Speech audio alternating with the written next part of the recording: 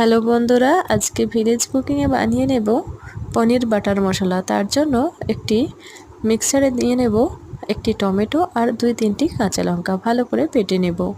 এরপর একটি পাত্রে সাদা তেল দিয়ে দেব পনিরগুলোকে ভালো করে ভেজে তুলে নেব। আবারও একটি কড়াইয়ের মধ্যে দিয়ে দেব অল্প একটু সাদা তেল, গোটা গরম মশলা, ফোড়নে দেব গোটা জিরে, দিয়ে দেব অল্প একটু বাটার,